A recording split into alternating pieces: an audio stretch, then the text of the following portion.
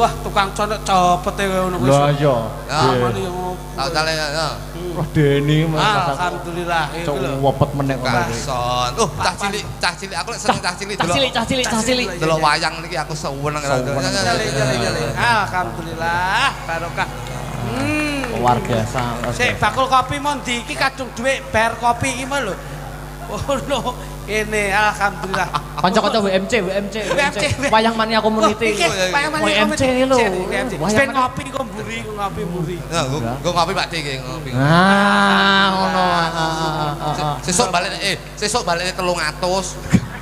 Rumaksamu yang anaknya kok iso. Lanjut dengan suasana yang gembira. Nggih. Mas yo, niki mumpung suasanane teng bis to, Mas. Nggih. Garasi bis nyuwun sewu kagem hadiah Exindo, kula nyuwun lagune jenengan sing terminal niku lho. Oh, siap. Kanca-kanca pemusik pun latihan niku. Oh, siap. Suasanane kan klop. Siap.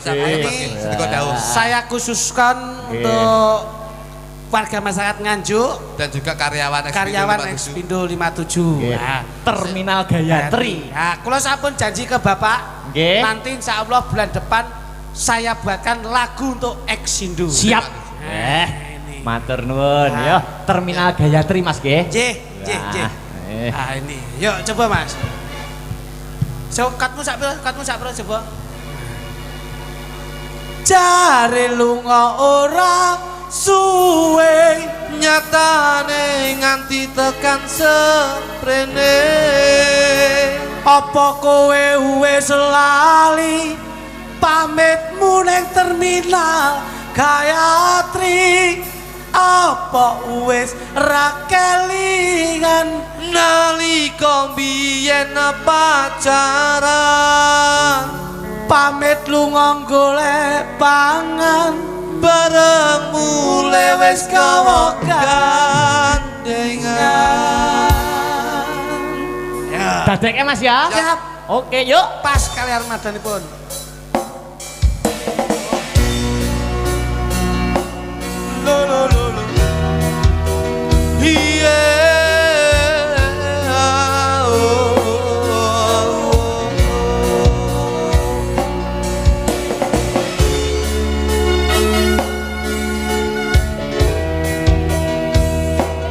Mas Joglo disepesialkan untuk Bu Haja atau nuwun.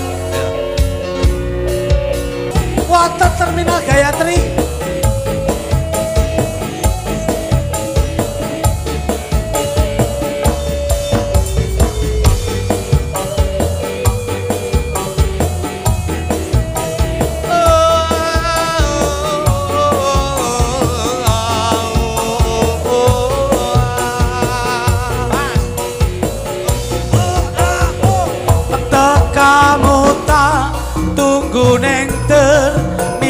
Gayatri tulung aku biyen kuwi sing dadi saksi yen tresnamu lan tresnaku bisa nyawiji nganti sprene kowe durung bali. Ayo harta berata kowe lunga tak gandeng tanganmu sing kiwa kaya ora bisa medhotke tresna yen tresnamu isih tak simpen ning jero dada muga kowe isih tetep setia. Hey, oh oh oh, iya, ayo ayo, oh oh oh, mas. Den, kowe ana ngerti? Den, aku golek. Kanca-kanca sopir. Den, kowe ana ngerti? Den, aku ngenteni. Oh. Jare lunga ora suwe nyatane nganti tekan seprene. Apa kowe wis lali nalika ning terminal Gayatri? Apa wis ra kelingan nalika mbiyen pacaran? Pamit lunga golek pangan bareng mulai wis gawa gandengan bareng mulai wis ora kelingan. Oh,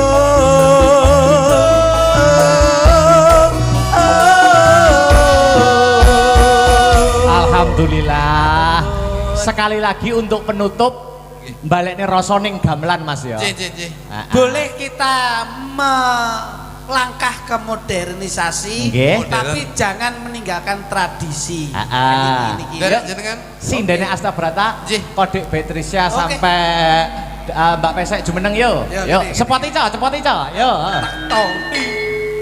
Yo. Hey.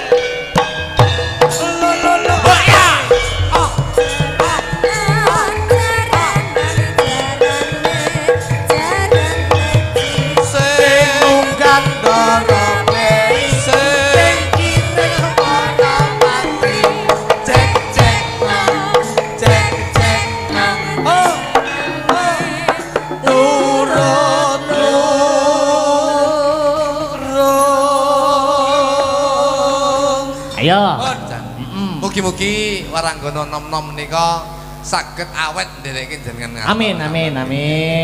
Basa ngadeg kok ya anu. Rancak ya. Rancak nyenengke. Panjenengan leh ngopeni sinden-sinden kados ceplukan menika. Ceplukan. Yo, Yuk. Moga. Sing gamelan lali janjine ya. Heeh. Digedrukne. Lali janjine. Yuk. Kur wae bareng-bareng nembange. Oh ya. Yuk. Monggo gedruk lali janjine. Dadeke.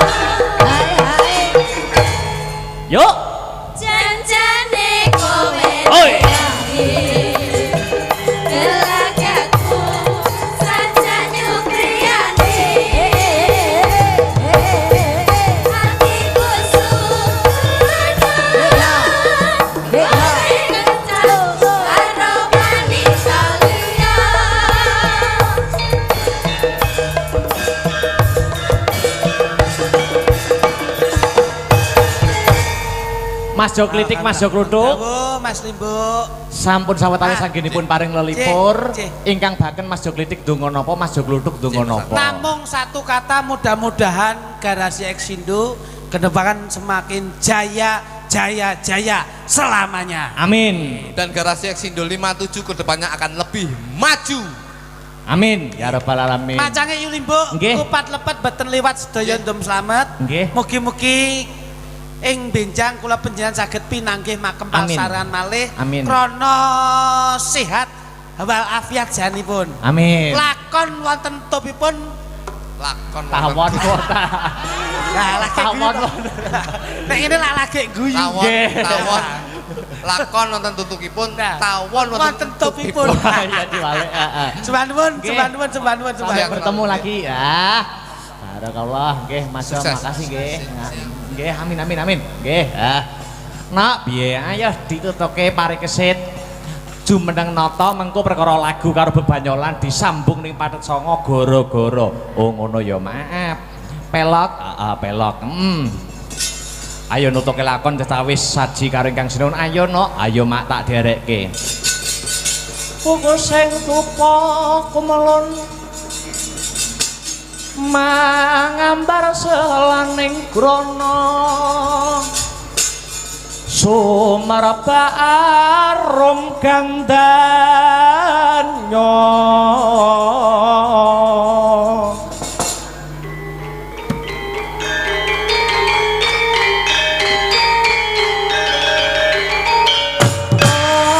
Gandanya sasmita jati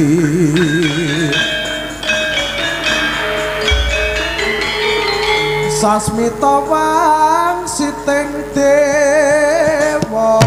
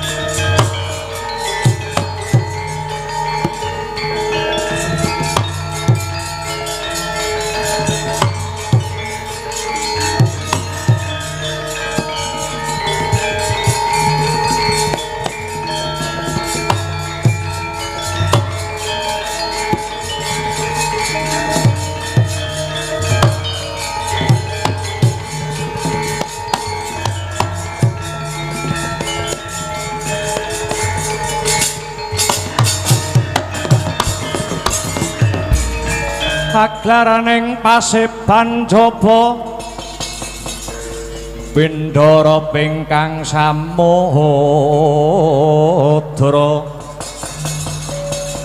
abra busananing wadya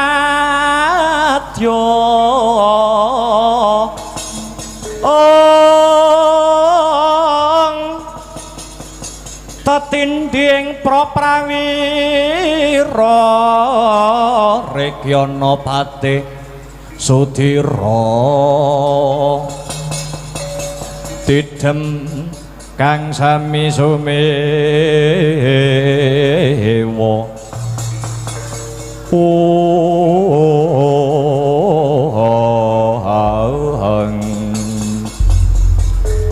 Warekudara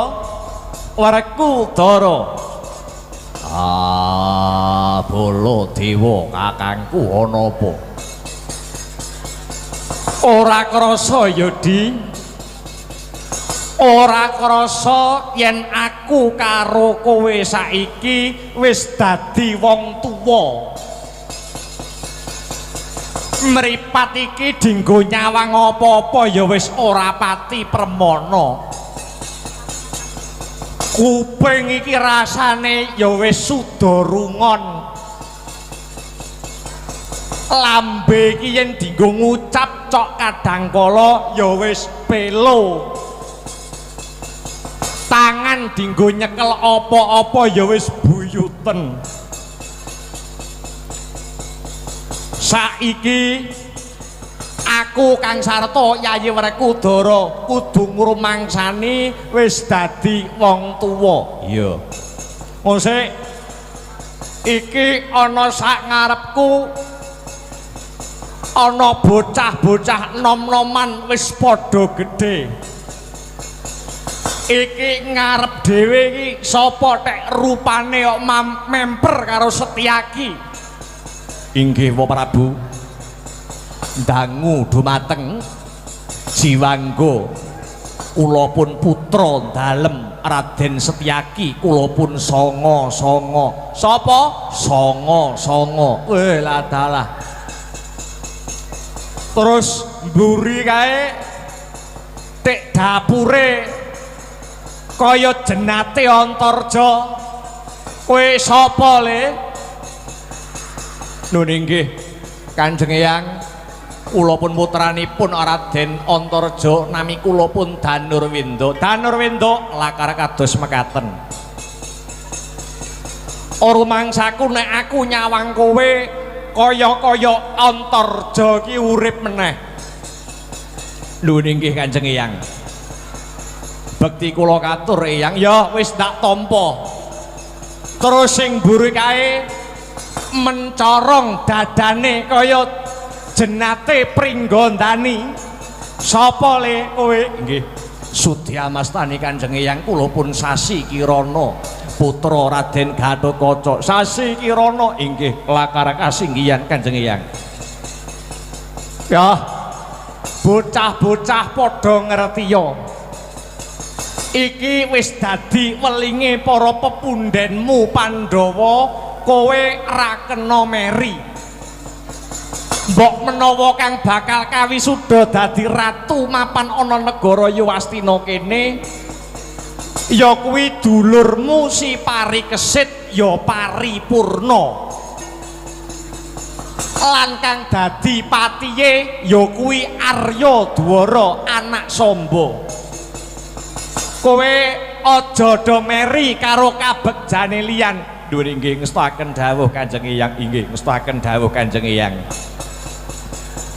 nanging kuciwane calon ratu si Parikesit dina sak mengko murca saka praja ilang saka negara durung cetha ning endi papan dununge mula kowe kabeh duwe kewajiban siji kewajibanmu sing angka siji ya kuwi jejaga marang kayuwanan lan katentremaning praja mbok menawa ana satru trubusaning mungsuh dom sumureping banyu lho nggih ewadene kewajibanmu sing angka loro ya kuwi goleki ilange calon ratu si Parikesit ya si Paripurna inggih Mula wis ora usah dadak kesuwen. Padha tata-tata. Pisan dandan kapindho nglumpuk, kaping 3 kabudalake. Budalo dina iki ya nang benjing bidal gumuruh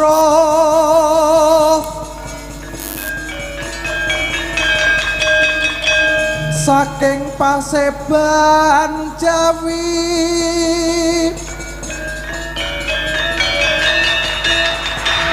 kung ingkang bolok kusma obro busananira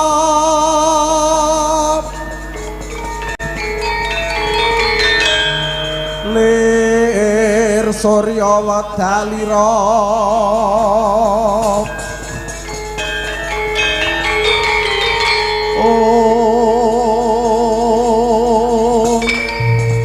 harsa madangi jagat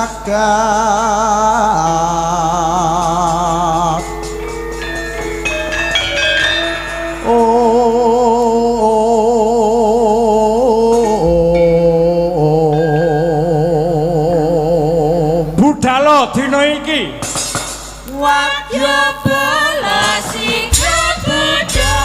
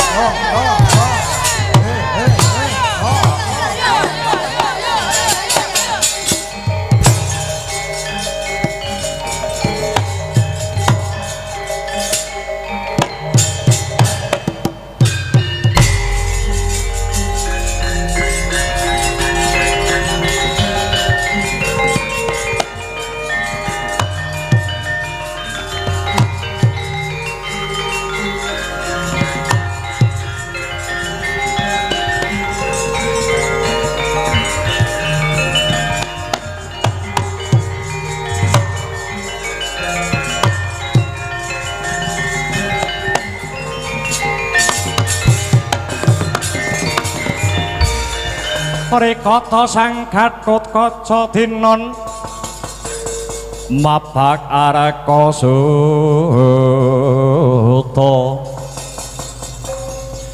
takabira kresna parata manehara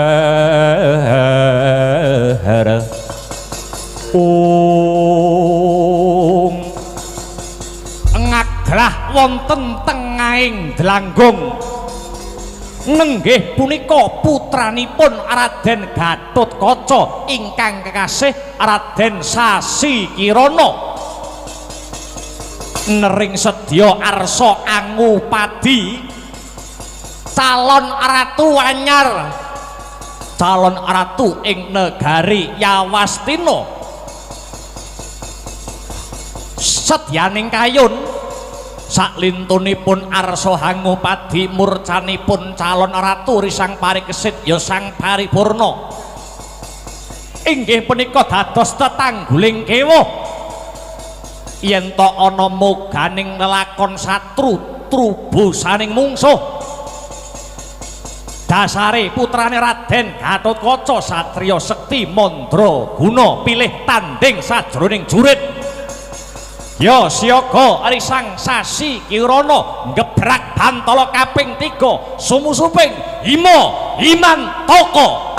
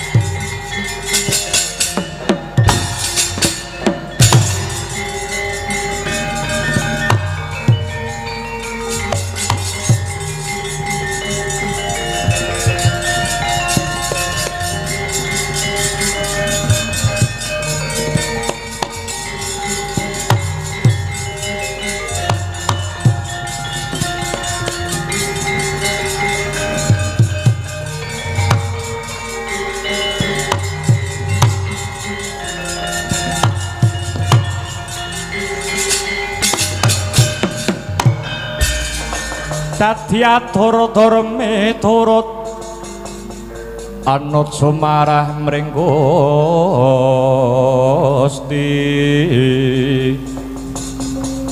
dene sidi miwang utama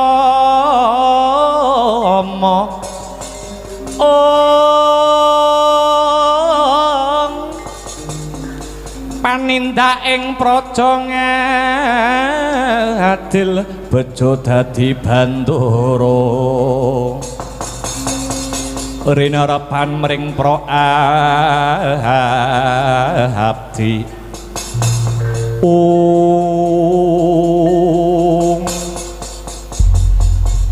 jagat dewa Bathara wasisaning Bathara jagat aku wis tumeka ana ing tapel wates negara Traju Trisna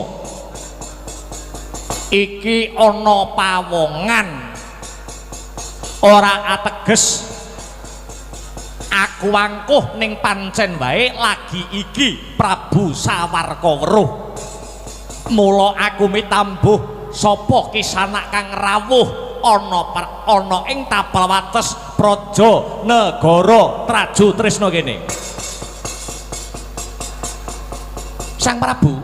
Sang Prabu Sawarka aku sing kirim Nawala utawa kirim Kintaka ana ing praja Traju Trisna marang panjenengamu aku Kertiwindu anake Patih Sengkuni Patih negara Ngastina biyen ya aku sing nulis ana sajroning Nawala kang bakal njlentrehake larah-larahane sejarahe patine bapakmu Prabu Boma Narakasura ratu ing negara Traju Trisna biyen sing dipateni karo mbahmu dhewe ya kuwi Ratu Dwarawati Prabu Sri Bathara Kresna aku Kertiwindu sing kirim Nawala Tri Ari Kawuri utawa 3 dina kepungkur weladiala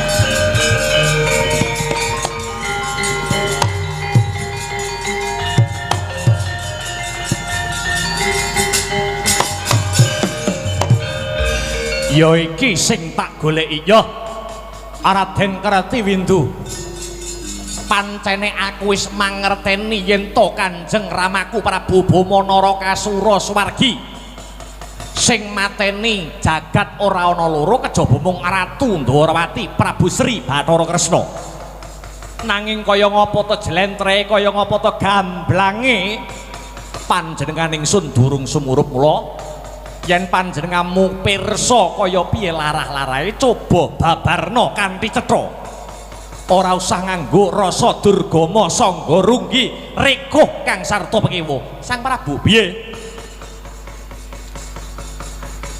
bapakmu biyen Prabu Boma Narakasura jinempana ing angin cinandhe ngawiyat tumekeng pati ana ing lelakon Gojali Suta utawa lakon Samba Juwing Gojali Suta kuwi tegese Gojali bapak Suta anak perange bapak mungsuh anak kok iso mangkono piye biyen adine Prabu Boma Narakasura tunggal bapak seje embok jenenge Raden Samba kuwi gandeng tresna karo garwane bapakmu ya ibumu dhewe kang sesilih Dewi Aknyanawati Samba gandeng karo ibumu Dewi Aknyanawati nanging secara sesideman tembunge mlaha delik-delikan iki nuju sawijining dina Raden Samba carem asmara lelumban ing asmara kekosok kang sari-sari ana salah sawijining pagedhongan dilalah dikawuningani utawa dikonangi karo bapakmu Buma Narakasura. Bapakmu buka lawang ning mripate Buma Narakasura, bapakmu ngeruwi dhewe bojone carem asmara karo Samba tanpa sandangan selembar pun. Muntap penggali bapakmu Buma Narakasura ratu ing negara Traju Tresna nganti ngetokke wujuding pedang ligan dibabat Samba, dijuwing-juwing kuwandane, dibeset-beset kulite nganti tumekeng pati. Mula ana lakon sing jenenge Samba juwing ya ing kene iki. Sapa sing ora muntap, sapa sing ora nesu, sapa sing ora mubal yen bojone digendak wong. Lah iki lho. Samba tumekaning pati, bapake Samba Buma Narakasura Prabu Sri Bathara Kresna. Yen to dongenge ceritane Prabu Kresna kuwi dadi titising Dewa Wisnu, titising dewa pengayoman, dewaning katentreman. Ning kabeh mau gombal. Kabeh mau gombal, nyatane Prabu Kresna malah belani si Samba sing wani tumindak culika. Meruhi kahanan kang kaya mangkono Prabu Kresna ngetokke wujuding Kyai Cakra Baskara. Kyai Cakra Baskara ditokke lumepas ngener janggane bapakmu Prabu Buma Narakasura tugel tel sirah gumlundung ana ing kisma. Bapakmu mati mbelani kasetyan kang suci, mbelani garwane. Kira-kira tumindake Prabu Kresna selaku mbahmu ngene iki patute diajeni apa ora? Patute dipateni. Lah ra ngono.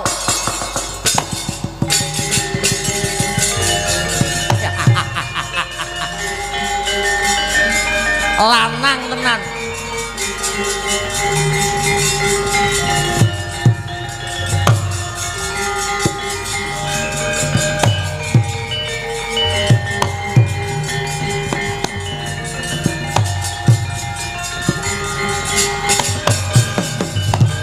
Desmalaning rat leketeking jagat gelah gelaing bumi panuksmaning jajalanat sukertaning bawana. Jarene Prabu Kresna titising Dewa Wisnu, dewaning katentreman, dewaning kabagyan, tinemune jebul kosok balen, belani wong luput, belani wong kleru, belani wong salah, wong tumindak sedeng dibelani. Aku ora trima Raden Kertiwindu, kowe ora trima, aku ora trima. Mula dina sak mengko bakal tak dadaki. Yen kowe ndadake ora trima karo Prabu Kresna tumuju ana ing negara Yawastina. Merga Prabu Kresna ing mri palungguhan iki mapan ana Yawastina. Ya kanthi cara kowe mateni Prabu Kresna ing kono, seranane kowe bisa nyuwargane wong tuamu kang wis murut marang Kasedan Jati. Aja mung Kresna wae sing kok pateni. Sak Pandhawane pisan sisan gawe ngelar jajan supaya saya kuncara sing dadi asmamu Prabu Sawarga.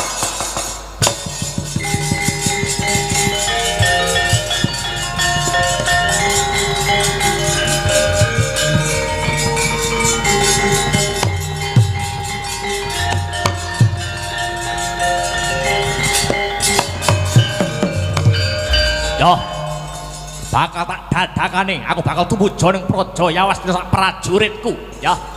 Yen pancen mangkono Kertiwindu bakal bantu kowe Prabu Sawarga. Kowe bakal bantu aku ya. Kowe bakal tak bantu. Aku mbok bantu apa? Kowe tak bantu donga, ngono. Ngono. Muga-muga lanang juritmu ya kanthi cara kowe gebak peperangan ana ing Praja Yawastina ing kono kowe dadi wong lanang kang sejati bisa nyuwargake ramamu Buma Narakasura. Ridu mawur mangawur murah tengaraning acurit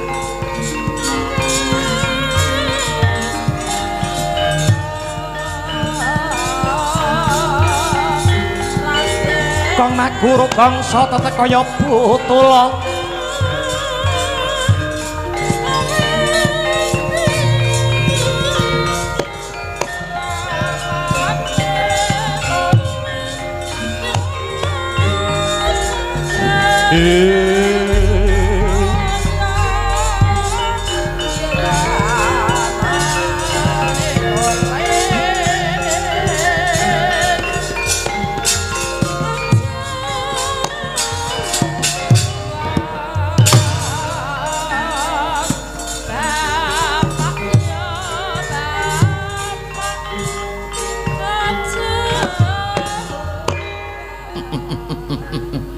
piye danyang suwe lo mandi to ucapku ampuh to Kertiwindu kanthi cara ngobong atine Sawarka ngoroki apa sing dadi talingane Sawarka ing kono kulawarga Pandhawa bakal cungkrah bakal bubrah wekasan cilike gagalake wisudane Parikesit gedene awake dhewe bisa ngukup Kamukten Yawastina.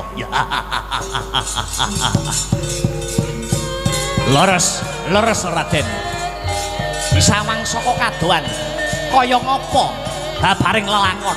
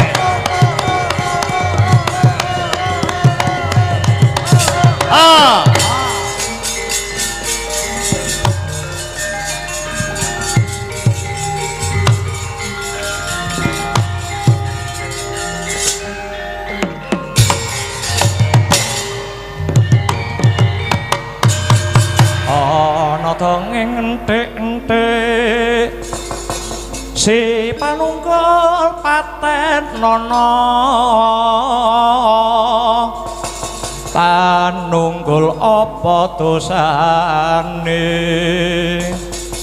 dosa ngungkuli sasama aja dindak galas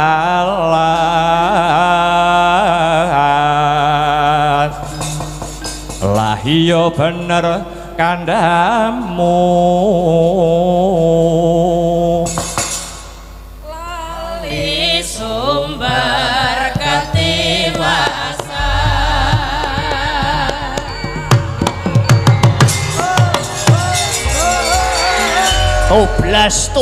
toblas durung seranggon kulumaku saka tapel wates negara Traju Trisna kepapak ana satriya kuruwaking brengose dilinting-linting sampirke kuping biyuh ngaku sapa sing dadi jenengmu tambuh marang aku ya aranku Raden Sanga putrane Raden Setyaki songo-songo. Ya pancen bener. Songo-songo ini cara nggonku kiyu-kiyu ngono.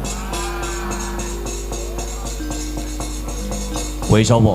Nyolowadi sing dadi lakumu pendirangan mripat kowe Srenggala ing wanci pagebluk. Pokoke setik Gustiku Prabu Sawarka saka negara Traju Trisna. Tambuh marang aku jenengku Tumenggung Gubuk Asmara. Lah iki. Gubuk Asmara ning saiki kalah karo Mangku Purel. Nyimpango ngiwa utawa nengen. Songo-songo, sepedya laku marang penyang ngendi? Aku bakal gagalke wisudana ratu anyar ya kuwi si Parikesit. Karo ndi sing jenenge Ratu Dwarawati Prabu Kresna sing jarene dina iki mapan ana ing negara Yawastina. Prabu Kresna kon ngene, kon ngencupke asta bakal babate gulune. Ora usah goleki sing ora ana, songo-songo kang bakal ngadepi dedapuramu. Wani karo aku sing tak wedeni apamu. Ngemping lorong gincah pati merangi tatal Grajawu. Legan golek momongan pubono golek pacangan merangi tatal Grajawu. Tebyah datawung sapi kaut jotakon dosa kowe.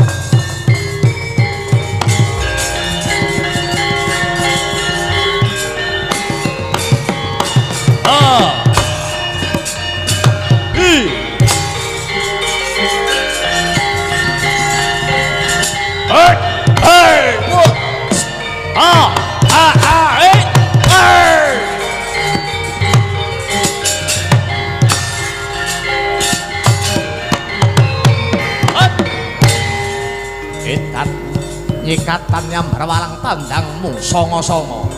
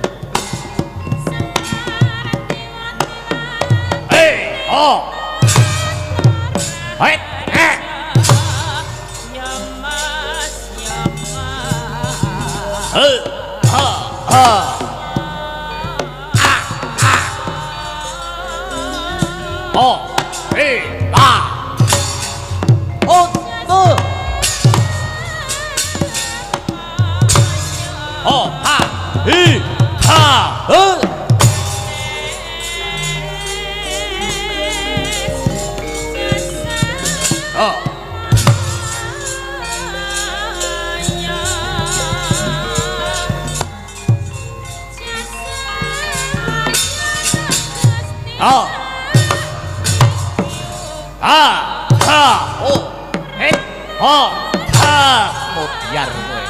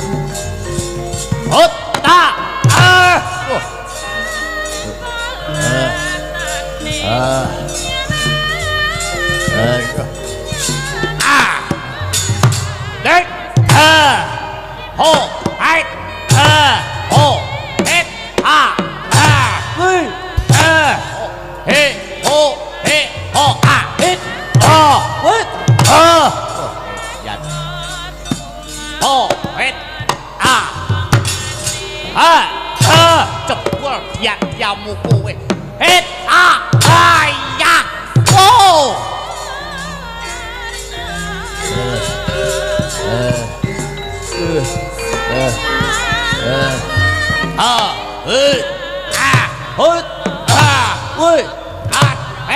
Oh